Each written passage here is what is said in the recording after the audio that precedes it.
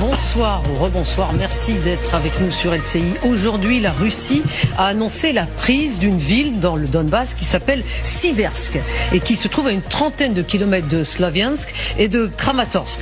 Écoutons ces soldats russes qui sont arrivés évidemment sur les lieux avec des drapeaux.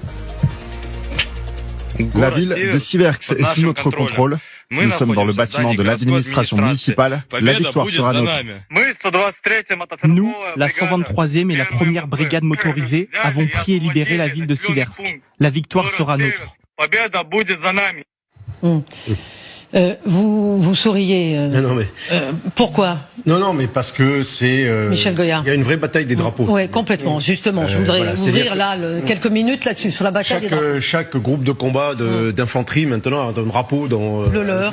Alors c'est habituellement on l'utilise pour surtout se montrer vis-à-vis du ciel, vis-à-vis de ses propres forces pour pas qu'on se fasse tirer dessus. Ah bon, d'accord. Ah, c'est ça au départ. Oui, c'est pour se montrer vis-à-vis du ciel. Voilà, on sait où sont nos troupes. C'est un panneau d'identification. Oui.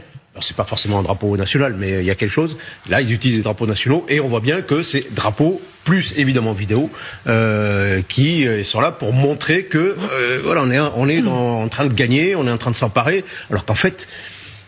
D'abord, c'est toujours des petites équipes maintenant, c'est des infiltrations, c'est pas d'assaut massif. 3, 4, 5 personnes, mais oui, à chaque fois. Donc ça aussi, c'est une nouvelle forme de combat urbain. Vous n'avez pas des dizaines de milliers, ils sont pas emparés de toute la ville de Siversk ou de Pokrovsk ou ça se fait lentement par infiltration, mais il y a toujours cette volonté de montrer que voilà, c'est nous qui gagnons parce que nous avons le drapeau. Et on y revient, il faut toujours planter les drapeaux dans la guerre. Oui, ça reste, ça c'est une constante. Il faut planter le drapeau. Il faut planter le drapeau. Maintenant, mais là, ils en il faut se méfier.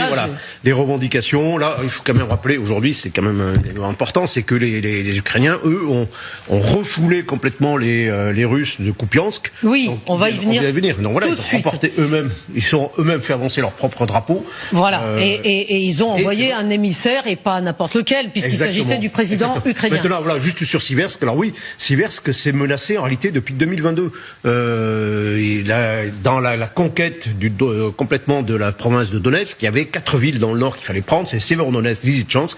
Ça, les Russes s'en sont emparés à l'été 2022 et depuis ils se sont arrêtés. Oui. Et après, c'était Kramatorsk et Sloviansk. Oui, ça, ils sont pas pris. C'est loin d'être pris. Voilà. Et donc, entre les deux, il y a Siversk.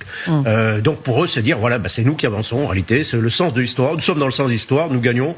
Et il faut avoir des victoires, en fait. C'est ça. Pour peser au moins, pour peser sur une négociation. Pour continuer sur ces batailles de drapeaux, un émissaire